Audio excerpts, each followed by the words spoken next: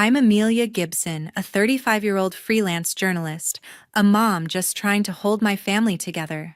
That night at my mother-in-law's house in Bozeman, Montana, we sat around her polished dining table for a weekend family dinner. The air felt heavy, like everyone was playing a part. My mother-in-law's smile was too tight, her eyes darting to my husband. He avoided looking at me, poking at his food like it was his only job. My daughter, 8 years old, sat quietly, too quietly for her usual chatter. Something was wrong, but I couldn't place it. Then my phone buzzed. A text from an unknown number. Don't react. They're recording you. My heart stopped. I forced a smile, tucking my phone under the table. Another buzz. I glanced down. 31 missed calls from the same number. 31. My stomach twisted as I scanned the room. My mother-in-law's laugh sounded forced. My husband's fork scraped louder than it should. Who was they, and why were they watching me? The story has only just begun. Hit like and subscribe so you won't miss the next twist. After dinner, I couldn't shake the unease. That text, don't react. They're recording you, burned in my mind. I sat alone in my mother-in-law's Bozeman living room, the house eerily quiet, the air heavy with secrets. Everyone else was upstairs, supposedly asleep, but I didn't trust it. My eyes scanned the room, landing on a framed photo on the wall, an old family portrait, all fake smiles. Something felt off. I stepped closer, my heart pounding, and tilted the frame. A tiny lens gleamed in the corner, wired into the wood. A camera. My breath caught. Someone was watching me right here in this house. I forced myself back to the couch, my hands trembling. Who was behind this? My mother-in-law with her forced laugh at dinner. My husband who wouldn't meet my eyes. I grabbed my phone and typed to the unknown number. Who is this? What's going on? No reply. Just silence. Those missed calls stared back, mocking my distraction. I'd been too buried in work to notice, and now I was in deep. I needed to know what they were planning. The next morning, my husband left for work, my daughter was at school, and my mother-in-law was out at some community event. The house was empty. I crept into the kitchen where his laptop sat on the counter. I knew his password, his old college jersey, number 17. It unlocked. My fingers raced through folders, searching for anything suspicious. Then I found a folder labeled Work Archive. I clicked and my stomach dropped.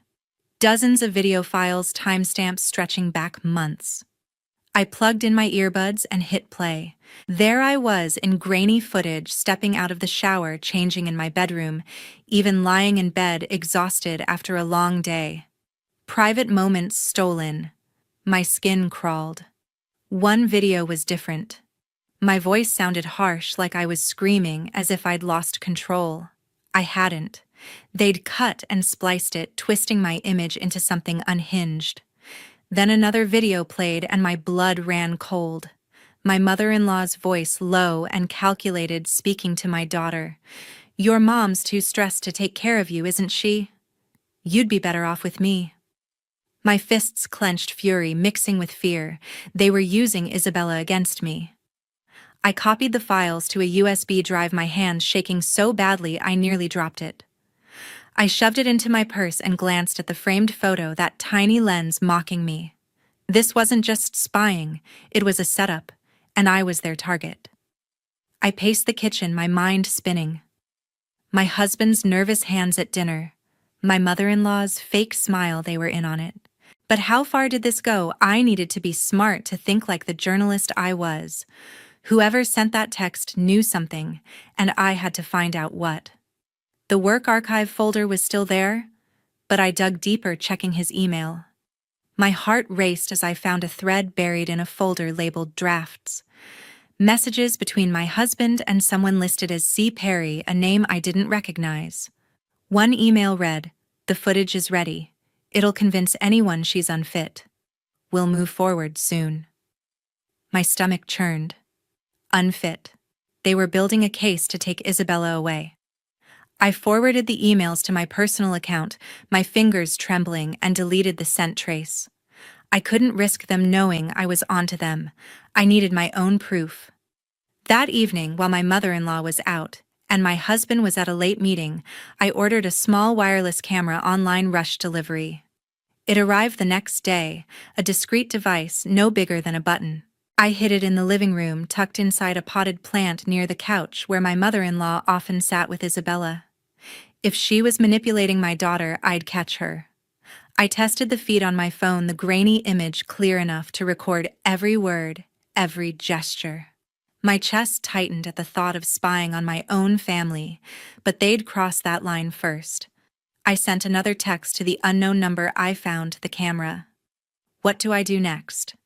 This time, a reply came. Meet me at the library on Spruce Street 2 p.m. tomorrow.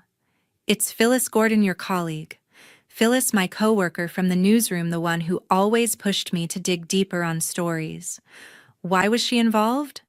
I didn't trust anyone completely, but I had no choice. I needed answers. The next day, I met Phyllis at the Bozeman Library, a quiet corner with shelves shielding us. She looked nervous, her eyes scanning the room. Amelia, she whispered. I overheard your mother-in-law at a real estate gala last week. She was talking to a lawyer friend, someone close to your husband. They're planning to use those videos to make you look like a bad mother to take Isabella. My throat tightened. Why? I asked, my voice barely steady. Phyllis leaned closer. It's about control. Your mother-in-law's real estate deals, your husband's involvement, there's money at stake and they don't want you in the way. I drove home, my mind racing. Money control. I thought of my mother-in-law's empire, her grip on the family. I needed to be strategic. That afternoon, I called a lawyer, Karen Holt, a contact from a story I'd covered on custody disputes. Over a secure line, I explained the videos, the camera, the emails. Start documenting everything, Karen said. Get more footage, keep records, and don't confront them yet. We'll build a case. I hung up, my resolve hardening. I wasn't just fighting for Isabella, I was fighting for our future. Back home, I checked the camera feed from the potted plant. My heart sank as it captured my mother-in-law with Isabella, her voice soft but venomous. Your mom doesn't love you, sweetie. You'll be happier with me. Isabella's small face crumpled and I clenched my fists, tears stinging my eyes. I saved the footage, time-stamped it, and backed it up to a cloud drive. Every piece of evidence brought me closer to exposing them, but it also broke my heart. My daughter was caught in their game. I kept digging through my husband's laptop when I could, finding more emails from C. Perry. One mentioned a property transfer tied to my mother-in-law's business, hinting at a bigger plan. Were they trying to cut me out financially too? I copied everything, my hands steady, now fueled by anger. I wasn't the helpless mother they thought I was. I'd fight back, and they'd regret underestimating me. I had to stay sharp. That morning, in my mother-in-law's Bozeman home, I reached into my purse for a pen and felt something unfamiliar, a folded piece of paper. My fingers hesitated before pulling it out. The note, scrawled in harsh block letters, read, "Leave, or your daughter will get hurt." My heart slammed against my ribs, the words echoing in my head. Someone had slipped this into my purse, and my mind went straight to my mother-in-law. Her icy demeanor, the way she lingered around Isabella, it all pointed to her. I clutched the note, my anger outweighing my fear. No one was going to threaten my daughter and walk away. I slipped the note into my jacket pocket, my hand steady despite the dread pooling in my stomach.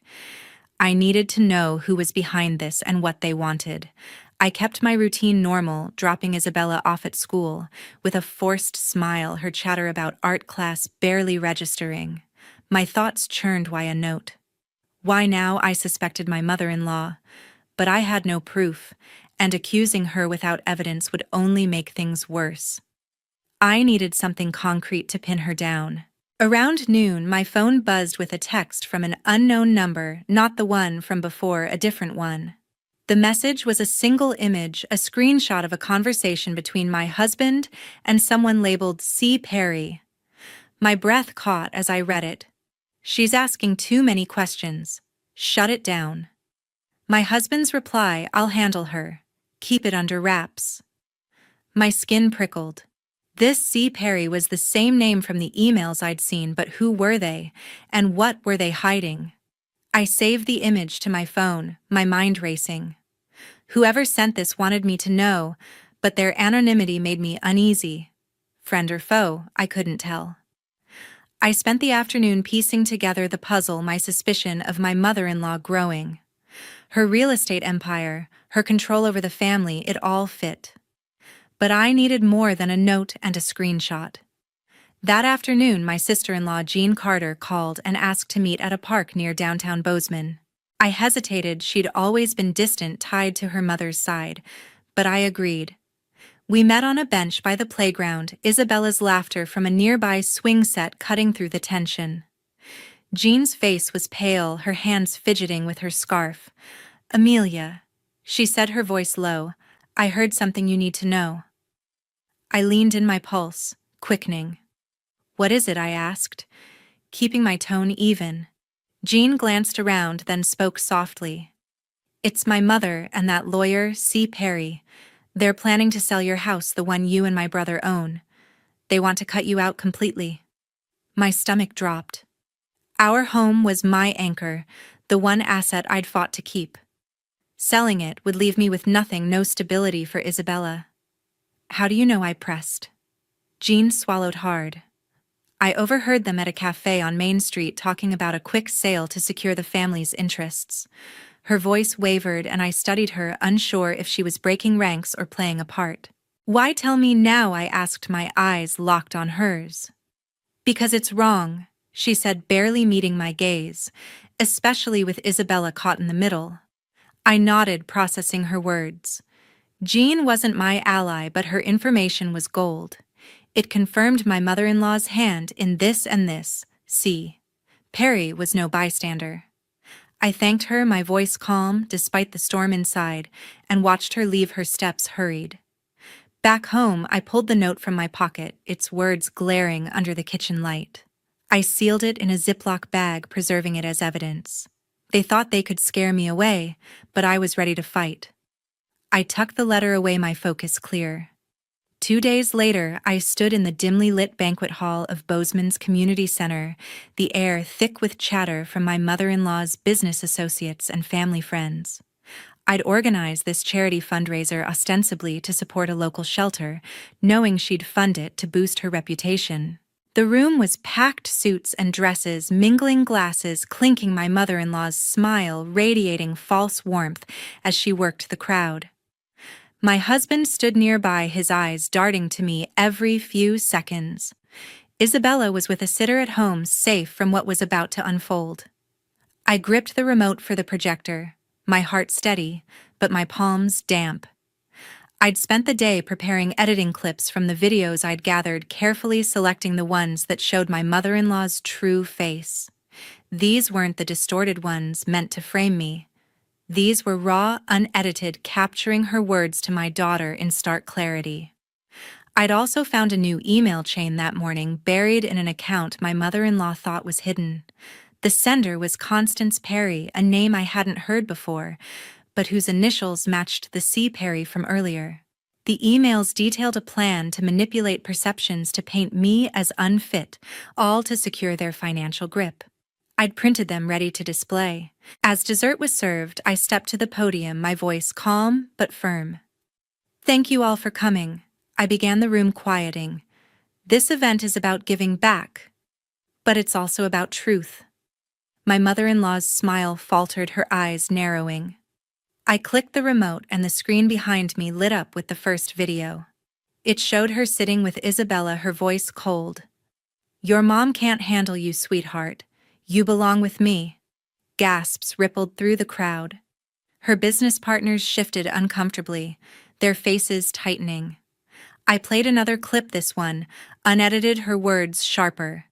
"We'll make sure she's out of the picture." The room grew tense, whispers spreading. I switched to the emails, projecting them for all to see. "These are from Constance Perry." I said, my voice steady, detailing a plan to discredit me to take my daughter. The screen displayed a message. "The narrative is set. She'll look unstable and will control the assets. My mother-in-law's face drained of color, her hands gripping the table. My husband stood, his voice sharp. "Amelia, stop this," he shouted, moving toward the podium. I held my ground, clicking to the next email, one that named him as complicit Andrew. Ensure she doesn't suspect until it's done. The crowd's murmurs grew louder, eyes turning to him. He reached for the projector cord, but a local council member stepped in, his voice low but firm. "Let her finish." My husband froze, his face a mix of anger and panic. I continued, my words cutting through the tension. "This isn't just about me. It's about my daughter, about lies meant to tear us apart." I played one final video showing my mother-in-law's calculated tone as she told Isabella I didn't care for her. The room fell silent, the weight of her betrayal sinking in. Her partners exchanged glances, some shaking their heads, others whispering furiously. My mother-in-law stood, her voice trembling but defiant. "This is a misunderstanding," she said, her eyes darting to the crowd. "She's twisting everything." But the evidence was undeniable, and her words sounded hollow. A woman in a sharp blazer, likely one of her investors, stood and walked out, followed by others. My husband tried again, his voice softer now, almost pleading. "Amelia, you're ruining everything." I met his gaze, unyielding.